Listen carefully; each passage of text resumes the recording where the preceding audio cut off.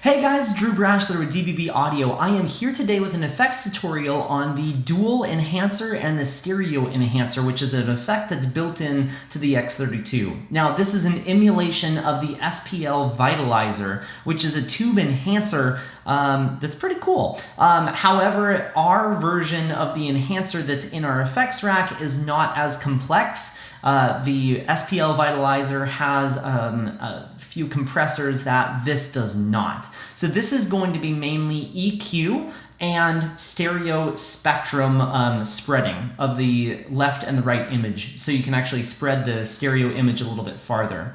So let's go ahead and hop in to the effects rack portion of the board and we'll go ahead and insert this. Now, today I'm going to show you this inserted on our left-right bus and also on the keyboards to kind of give it a little bit more oomph.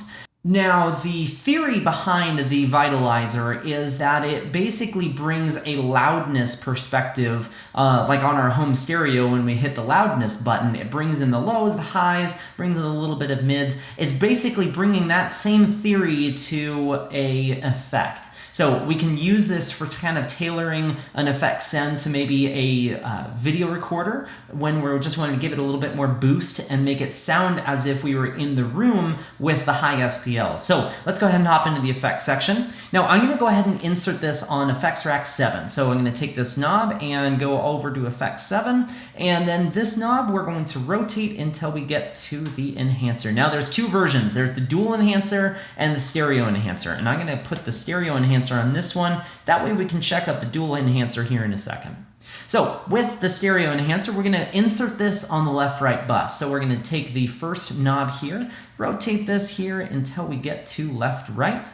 Once we're there, press select, and then we'll need to insert this. Now, there is no bypass button in the effect. So if we want to hear the audio bypassed from this effect, we actually have to uninsert it via this screen. Unfortunately, there's no real bypass button in the effect. So let's go ahead and hop in to effect 7 here. Now, so we have a couple different knobs and 2 layers. So make sure that when we see these numbers over here that we make sure to use our layer button. Now the first thing is going to be our output gain. This has positive 12 all the way down to negative 12. And if we press this, it's a solo. Now the solo is destructive. So it doesn't actually solo through your monitors, it solos through the PA like that. So if we inserted this on the keyboard and soloed this, we wouldn't hear anything of the keyboard other than what's going through this effect specifically. But it's not a true bypass because we are inserting this effect. When we solo this, it solos something very different than what's actually coming through the effect.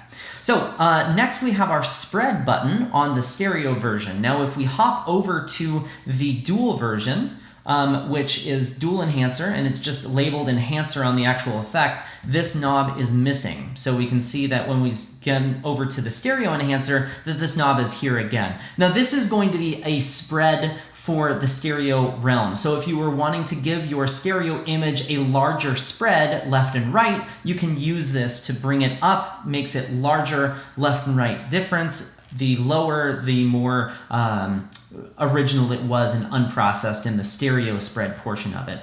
Bass gain and bass frequency work together, mid gain and mid Q work together. So our bass is just selected by our bass frequency here. Our mids are actually sweepable, so we can expand the bandwidth that's going through the mid gain. And then when we go to our second layer here, we have our high gain and high frequency. Those two work together. And same thing, we have our solo button and then effects home to jump back, which is actually very good because we have our insert if we want to hear the processed versus unprocessed version of the signal.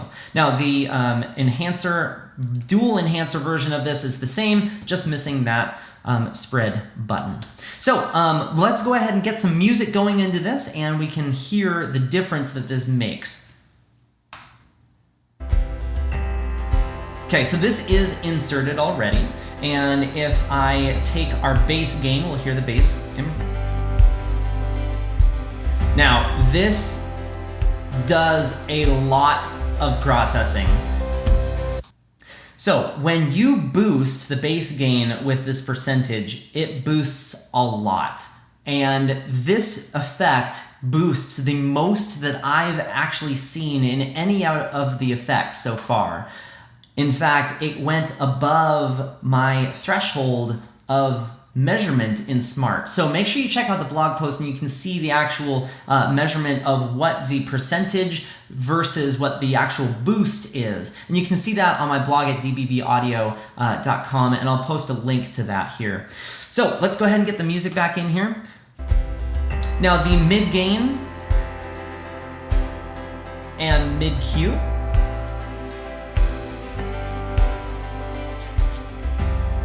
And then we also have our high gain.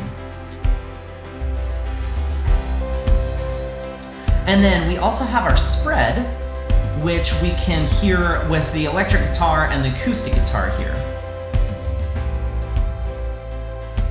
So we can really notice that those just got very far apart. So let's go ahead and bring that back. Okay, so with this default, just the default settings that it loads are actually pretty decent. So let's go ahead and hop back to the home and we can insert and uninsert and listen to the processed versus unprocessed of this.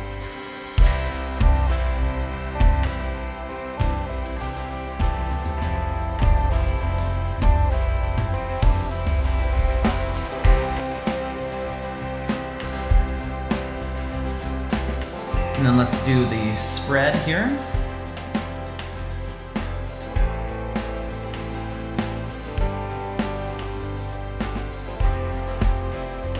Awesome. So now let's go ahead and just solo the keys real quick. And we're gonna hop over to Effects Track 6 here and press edit. And so I'm going to just insert this on the keyboard just to give it a little bit more oomph.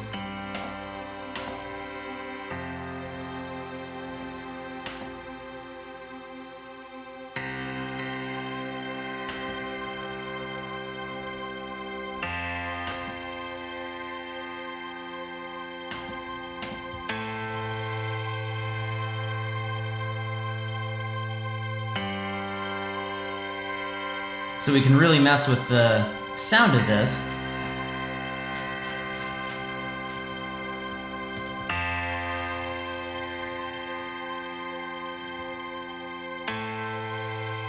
So that is a really quick walkthrough with the enhancer.